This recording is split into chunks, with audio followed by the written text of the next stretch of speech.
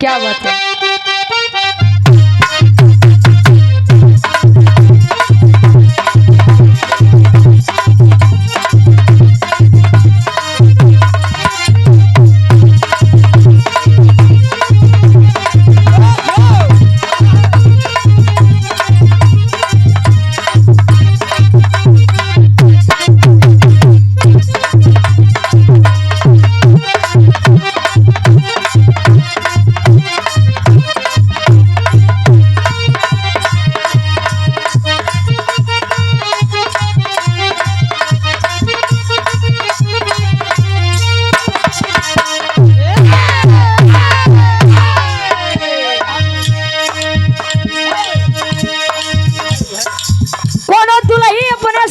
के बखान में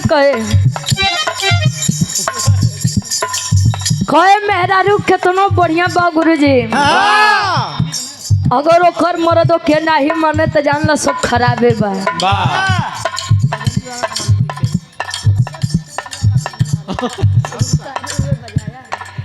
पहले के समय में चूड़ी बेचे वाला गुरुजी घरे घरे आवे, एक बार चूड़ी पहना दे तो दोबारा झले वो नहीं आवे तो वह चूड़ी टिकी रहा है। जब सही दुकानी वाला सिस्टम में आ गया, रेडीमेड वाला है 2 6 2 8 2 5। हाँ हमको लगा था तू बेचबो पर था पहले यही करते रहे, पार्ट टाइम जॉब या तो हर कब कोनो दुल्ही कहे अपने चूड़ी हार सही बदे कैसे का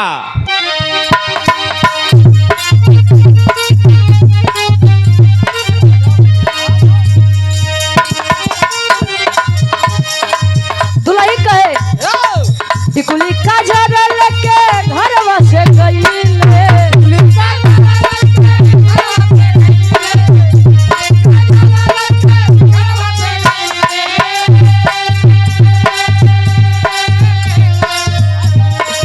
बढ़ गईले दूरवा की रहिया भूल गईले, रहिया भूल गईले।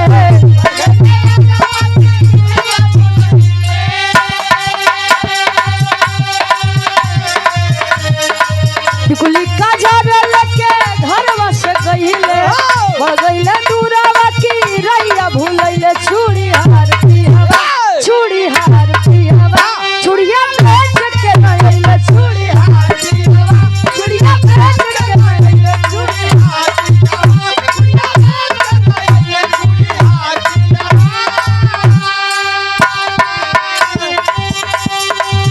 कहे चूड़ी हार पियावा, चूड़िया बेच के नईले बारे। और आज के समय में जाके पतिव्रता में हरारू मिल जाए, पतिवर्धा नहीं पतिवर्ता यार। कहे पति के मरल सती जनी है, 77 में हरिया का जानी। अब मर्दा के हाथ मर्दे था में कुकुर और बिलरिया का जानी। हो जोन मर्द अपने बात पे नहीं टिके वो मर्द कैसे। अजबन मेहरारू केवल अपने दुल्हा तक नहीं सीमित होकर, तो दुल्ही कैसे का है।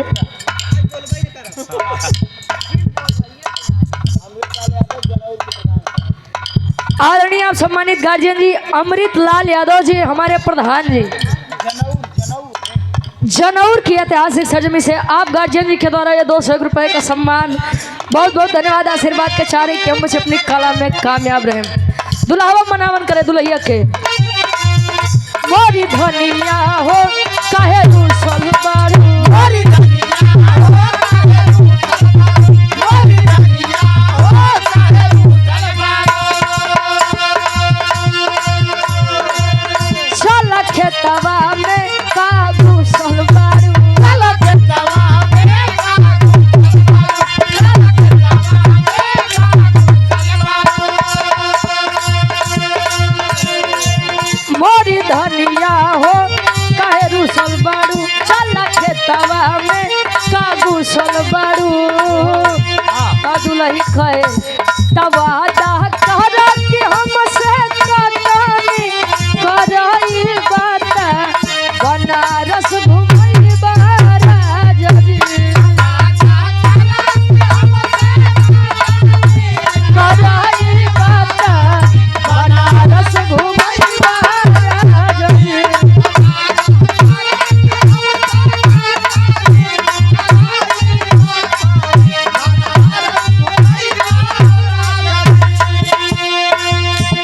जलेबिया गरम गरम कचौड़ी खियाई बता लासे पियई राजा जी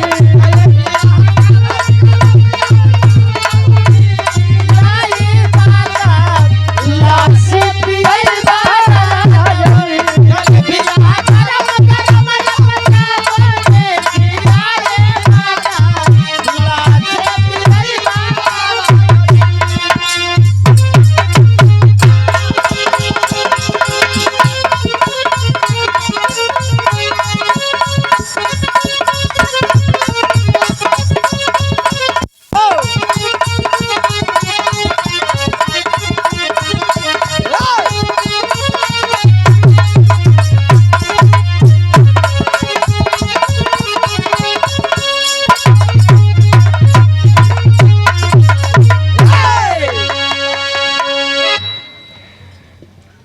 धुन तर्ज भक्ति भाव भोजन हो गया गुरुजी। वाह झूलनी पे उड़ानी अरे तो झूलनी पे उड़नी हाई जहाजिया उड़ा दो हाई जहाजिया उड़ा दो हमार पाई जे बड़ा जहीरा जड़ा दो हमार पाई जे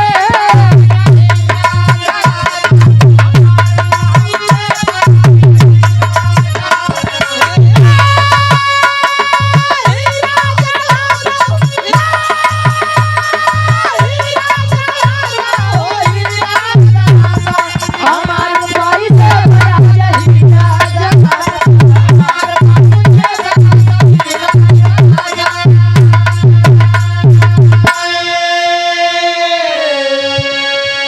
कहे झुलनी पे उड़नी जहाजिया उड़ादा हमार पाई जे बराजा हीरा जड़ादा। वाह विवाह का एक ऐसा पवित्र बंधन होता है जब इंसान पहले के लोग कहा कि अब शादी हो जाए तो जहाँ ला 7 जन्म तक का रिश्ता बंधत बा वाह एक जन्म भी निभावे साथे 7 जन्म बदे परेशानो रहा। वाह आज वाले तो केवल आज भर का जन्म निभा ले तो बाद में गुरुजी पिछला जो जन्म मिले वो निभा ले तो बहुत बड़ी बात बा। वाह अते आदमी तलाक ऐसा मांगते हैं जैसे वो तलाक नहीं सुख तलाक मांगते हैं। वाह दुल्ही कहे हमारे पापा 5 लाख नगद दिए रहे हैं वाह बियाहे में 10 लाख खर्चा भर रहा है वाह 15 होइए टोटल 15 लाख हमके दे दो करे बाद जहाँ ताम मन कहे जा कोनो दिक्कत नहीं बा जाम हमारे बक- कवि जी लिखते हैं अंतर से बढ़िया फर्ज बा अरे तब बाजे नगरिया में अरे बाजे नगरिया में खुशी के बधाई देहली माता तीनों मुँह के दिखाई देहली माता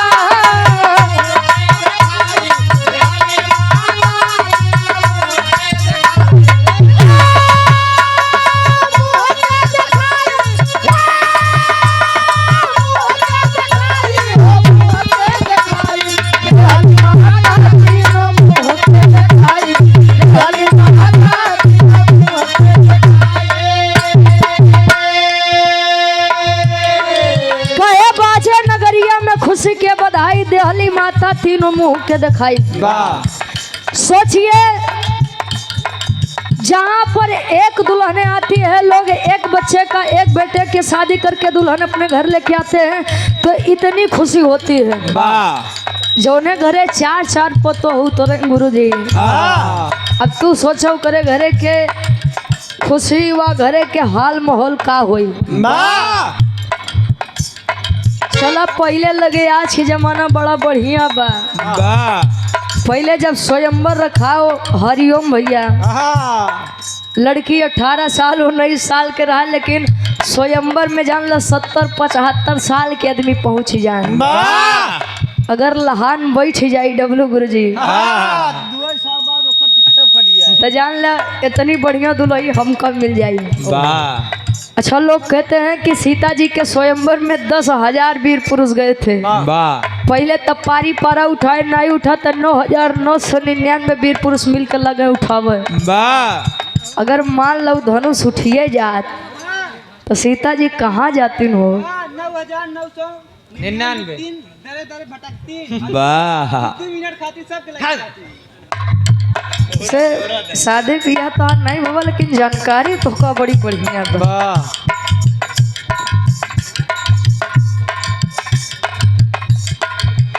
और आप गार्जियन जी साहेब लाल यादव जी सदिका बहुआर जौनपुर से 100 रुपया इनका फरमाइश बाद है। तन का कपड़ा पहने संडिल एड़ी उठौआ। वाह क्या अच्छा आइल कलयुग के जमानवा। हाँ अरे बाप रे। 100 रुपया बहुत बहुत धन्यवाद आशीर्वाद के चारे के बच्चे अपनी कला में कामयाब रहे। सीता जी जब आई अयोध्या नगरी में जनकपुर से, माई कौशल्या जी जाई के कहें कि बिटिया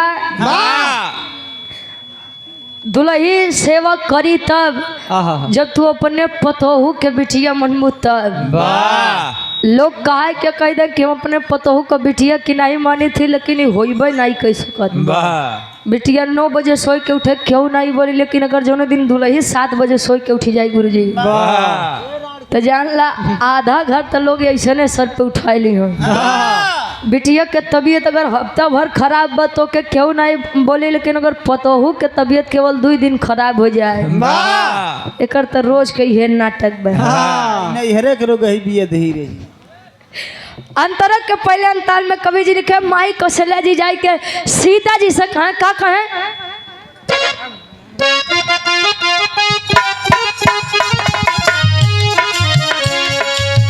माता कौशल्या कहेली समुझाई, माता कौशल्या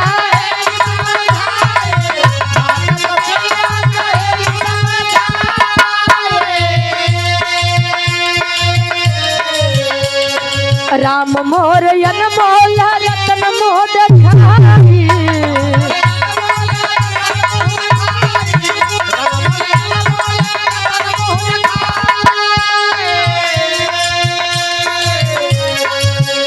अरे ये बात जिंदगी के, ये बात जिंदगी के गाड़ी कमाई दे हली माता तीनों मुँह के दिखाई।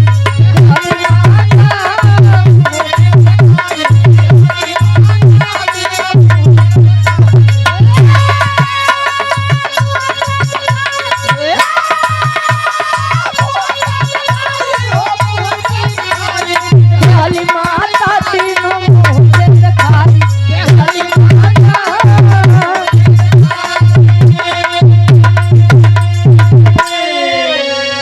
कहे माता कौशल्या कहेली समुझाई, आराम मोर अनमोल रतन ला मुँह दिखाई।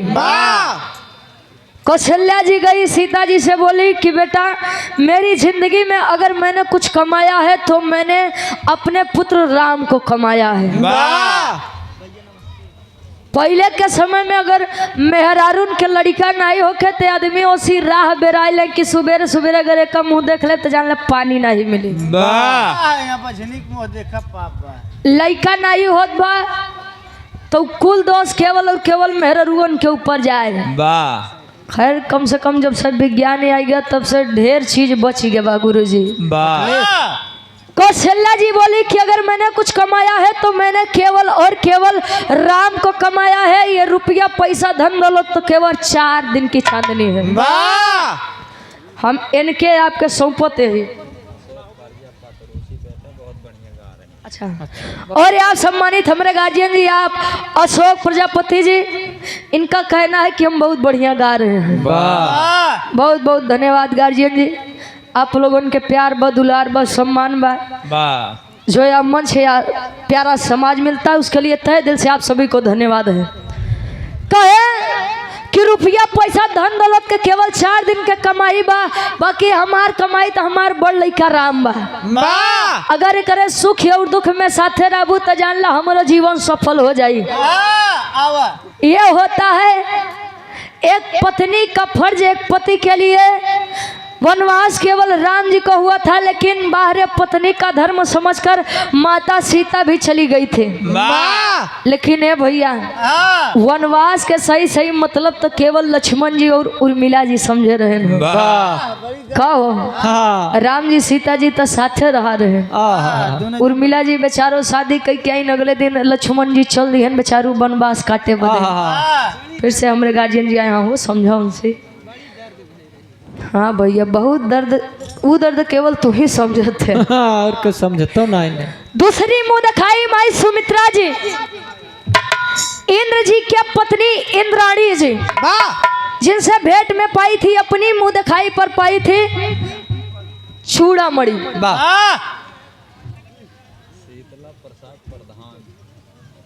आदरणीय गार्जियन जी श्री शीतला प्रसाद प्रधान जी, वाह तीसरी पंचवर्षीय हमारे प्रधान जी जीते हैं। हम साहब की चौथी जीता। वाह आप गार्जियन जी के द्वारा 200 रुपए का सम्मान, बहुत बहुत धन्यवाद। यहाँ यदि 5 साल शासन सत्ता नहीं चला पाते हैं ना, तो 3 बार लगातार से यहाँ भाई वाह और खातिर बहुत दिल से धन्यवाद बा। और आपने वैसा काम किया होगा तबे तो आपके जनता ही आपके बड़ा प्यार दुलार सम्मान देते हैं। वाह उसे कहे वाले कहन गुरु जी ऊपर भगवान नीचे प्रधान, वाह बीच वाले सब झंडू बा वाह बीचन में तो तू आवत है हाँ भाई। इन लोगों को काम नहीं। किनारे छोड़ दिया जाते हैं। चूड़ामणि जब पाई ओके सुमित्रा जी थमावत तई सीता जी के देखा कामे कहाँ आए। जब हनुमान जी लंका नगरी पहुंचन माई सीता जी लगे खोज करे बदे बताएं कि माँ हम ही प्रभु श्री रामचंद्र जी के भेजे हुए दूत हैं। वाह तले माई सीता जी हो चूड़ामणि थमावत है कि जा हमारे सैया के दे दिया, उनके बोल दिया कि जल्द से जल्द हमके यहाँ से ले चले। वाह मैं मरना पसंद करूंगी लेकिन इसे अपना पति नहीं। इसे नीच ओ वैसे धन के मामले में मेहरारून बड़ी लालची सोना चांदी बड़ा देखत है। बहुत लालची होती। हाँ लेकिन केवल अपने मन से धुस यार। वाह सीता जी को सोने का हिरण तो चाहिए था, लेकिन केवल राम जी से चाहिए था। वाह कहो सोने का लंका ठुकरा दी या बदे को पराये मर्द से कुछ नहीं ले है। वाह ऐसे मेहरारू अगर निभावे पे आ जाए तो निभा ले जाई, अगर खराब करे पे आई ना गुरु जी तो ऐसा खराब करी कि कहूँ मुंह दिखावे लायक नहीं बचबा। वाह हाँ ध्यान दे। तीसरी मुंह दिखाई माई के जी करत है कैसे अब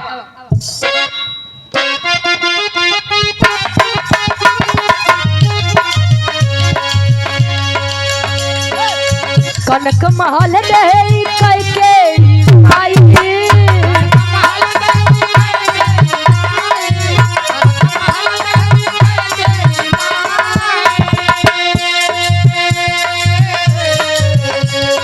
बार बार चुमल माथा देखा रस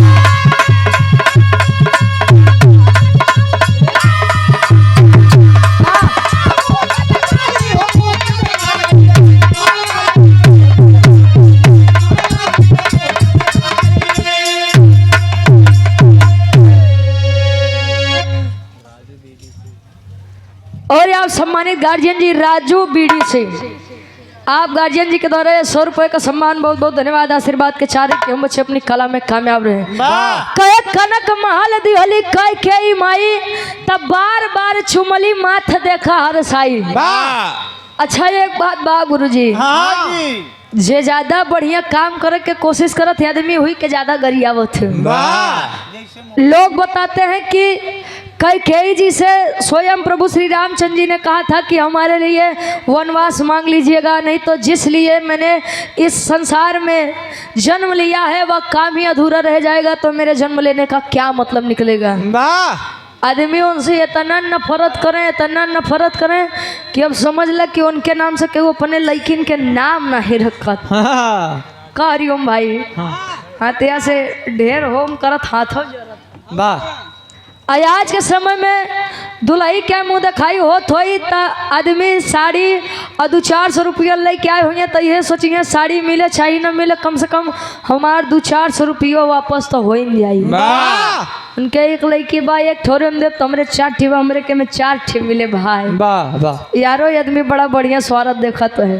हाँ बेटवा के शादी में न्योते नहीं मिलत बा, तेरा ही बरही में न्योते नहीं मिलत बा, लेकिन बिटिया के शादी में न्योता मिल जात बा भाई। वाह इस स्वार्थी जमाना बा का करबा आखिरी भाव बा। सब है राज बिंद जी गुजरात से आप लाइव देख रहे हैं। वाह आप गार्जियन जी के द्वारा 151 रुपए का सम्मान, बहुत बहुत धन्यवाद। आखिरी भाव बा।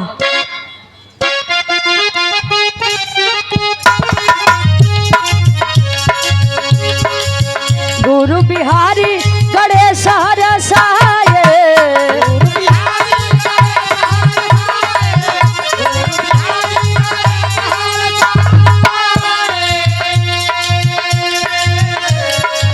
चलिका आधार नभ से फूल बरसाए,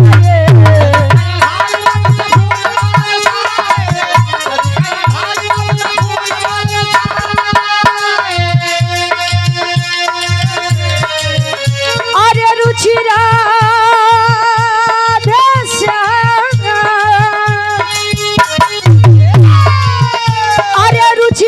श्याम कवि की कविता सोहाई देहली माता तीन मुख दिखाई।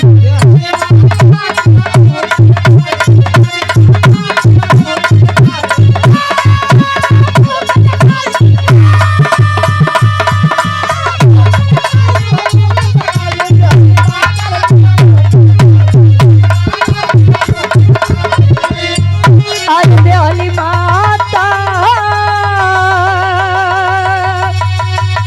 तीन मुख के दिखाई।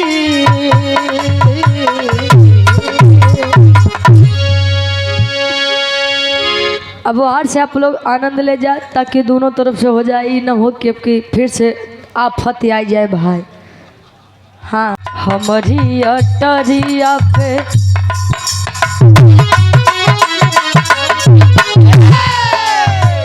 हमारी अटरिया पे अब हो सवरिया, हमारी अटरिया पे अब हो सवरिया, देखा देखी तनिक हो जाए रे।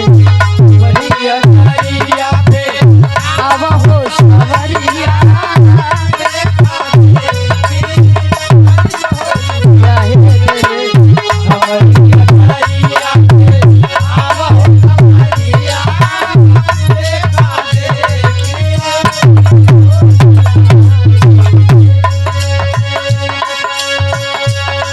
हमारी अटरिया पे आजा रे सोमरिया, देखा देखी तनिक हो जाए। अरे वाह तर से बढ़िया फर्ज बा। अरे ठीक बा अच्छा हो जाए।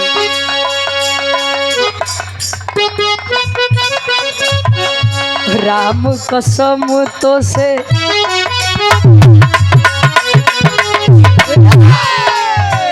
राम कसम तो से झूठ बोली ता, राम कसम तो से झूठ बोली ता, चढ़ली जवानी भस्म हो जाए रे। राम कसम तो से झूठ बोली ता, सब हो जाए रे। राम कसम तो से झूठ बोली ता, चढ़ली जवानी भस्म हो जाए।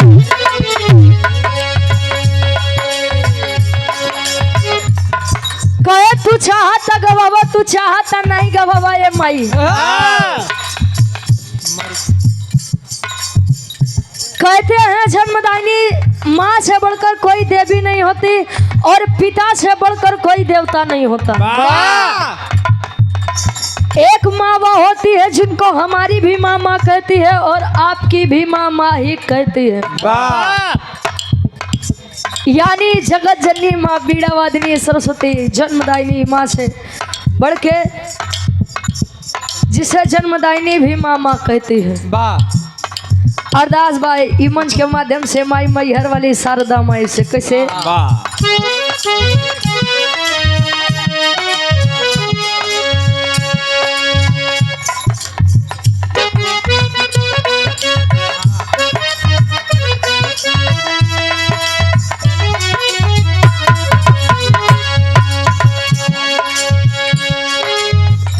ऐनी दुवरिया पे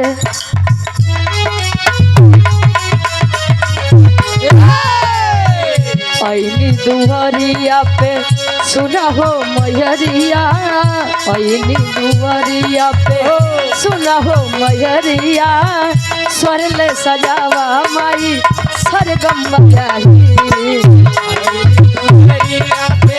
सुना हो मैहरिया सरगम बजाई।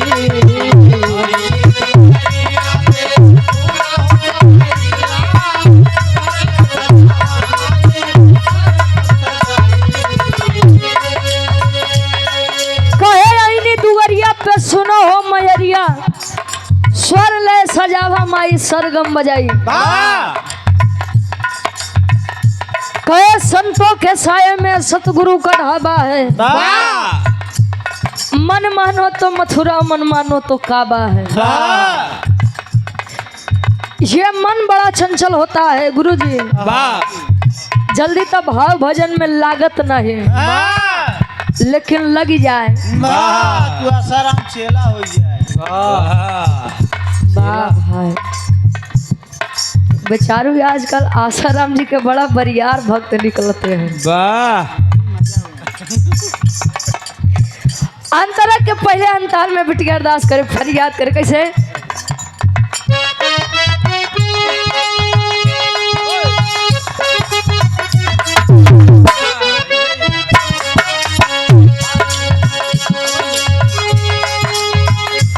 बुद्धि देखे माई कई दाम प्रकाश हो, ज्ञान बुद्धि देखे माई कई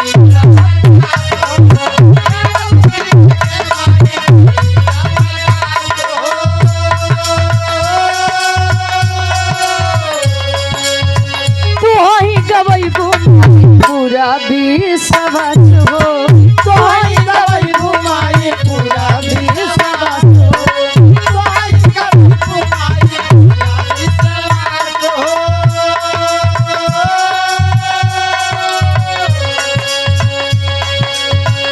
कैदा किनरिया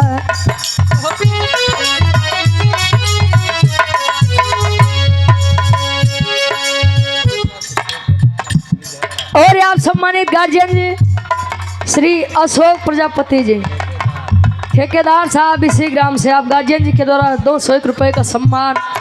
बहुत बहुत धन्यवाद। आशीर्वाद के चारे की हम बच्चे अपनी कला में कामयाब रहे।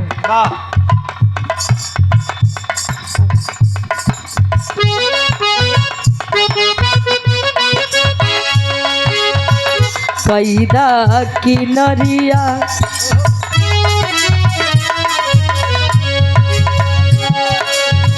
कैदा किनरिया हमारी नवरिया, कैदा किनरिया हमारी नवरिया, बेटी श्रद्धा सुमन चढ़ी कैदा किनरिया हमारी नवरिया, बेटी श्रद्धा सुमन चढ़ी। कैदा किनरिया हमारी नवरिया, बेटी श्रद्धा सुमन चढ़ी।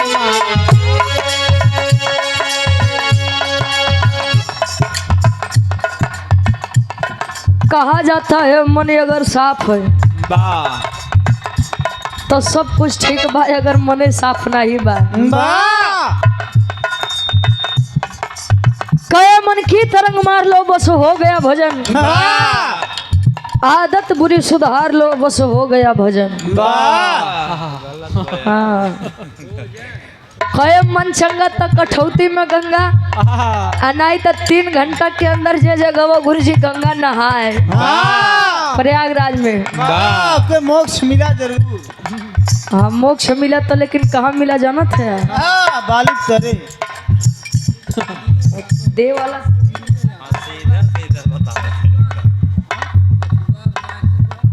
इंडिया यादव बछुआ, इंडिया यादव बछुआर से। हाँ India Yadav, India Yadav, India Yadav ji वाह क्या बात। कहाँ बछुआर बछुआत के ऐतिहासिक सरजमी से आप गार्जियन जी के द्वारा 101 रुपए का सम्मान बहुत बहुत धन्यवाद आशीर्वाद के चाह रही। विजय शंकर यादव और आप हमारे सम्मानित गार्जियन जी विजय शंकर यादव जी मैनेजर साहब रायपुर से आप गार्जियन जी के द्वारा पुनः से 101 रुपए का सम्मान बहुत बहुत धन्यवाद आशीर्वाद के चाह रही कि हम बच्चे अपनी कला में कामयाब रहे। आखिरी भाव बा बिटिया बता कि बिरहा जगत में हमारे खानदान का बा, बिरहा जगत में हमारे माई बाबू के बा। कैसे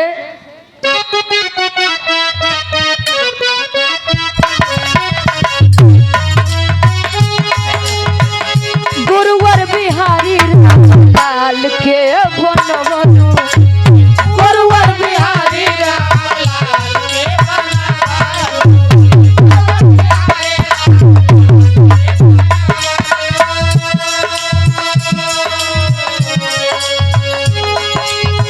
चंद्रिका कवि के माई गले से लगवलू, चंद्रिका कवि के माई गले से लगवलू, चंद्रिका कवि के माई गले से लगावलो।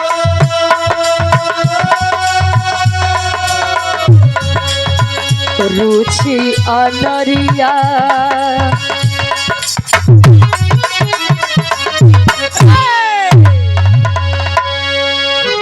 अरे रुचि अनरिया बनिबा पुजरिया, अरे रुचि अनरिया बनिबा पुजरिया, गीत लिख डाले माई कलम उठा रुचि अनरिया बनिबा पुजरिया, गीत लिख डाले माई कलम उठाई।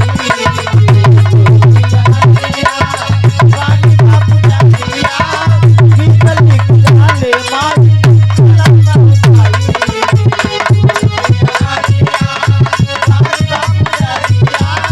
गीत लिख डाले माई कलम उठाई।